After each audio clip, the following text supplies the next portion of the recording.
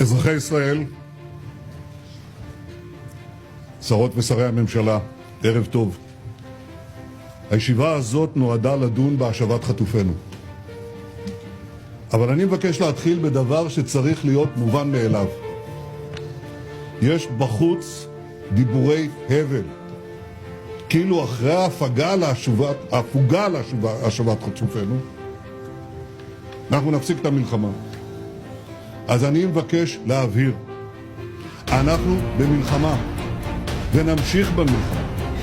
נמשיך במלחמה עד שנשיג את כל היעדים שלנו.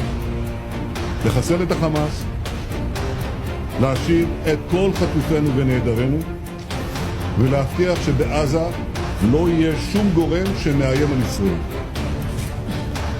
אתמול בערב פגשתי יחד עם חברי קבינט המלחמה את בני משפחות החטופים.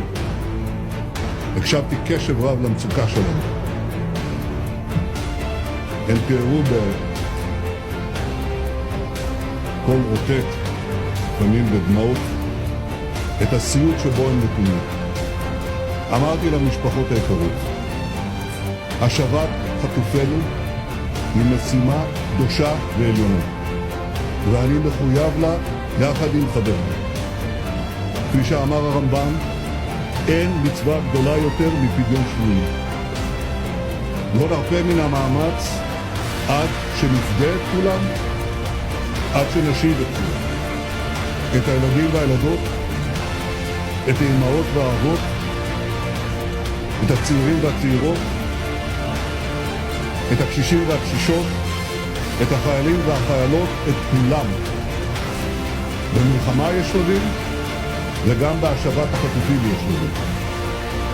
אבל אנחנו לא נרפה עד שנשיג את הניצחון המוחלט ועד שנחזיר את כולם. זאת החובה הקדושה שלי, של כולנו.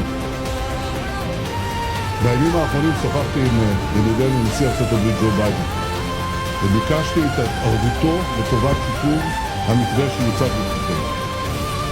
הוא אכן שופר, כדי שיכלול יותר חטופים ופחות מחירים.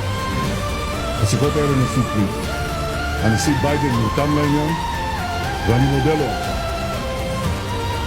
עכשיו לפנינו הערב החלטה קשה, אבל היא ההחלטה הנכונה.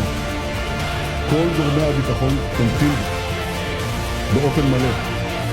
הם הבהירו במלוא הערכתם המקצועי שביטחון כוחותינו נפתח בימי ההפוגה ושהמאמץ המודיעיני יישמר בימינו. הם הבהירו שהמאמץ המלחמתי לא רק שלא ייפגע, אלא להפך. הדבר יאפשר לצה"ל להיערך להמשך הלחימה. ואני מבקש להעביר כאן שוב. המלחמה נמשכת, המלחמה תימשך עד שנשיג את כל יעדינו.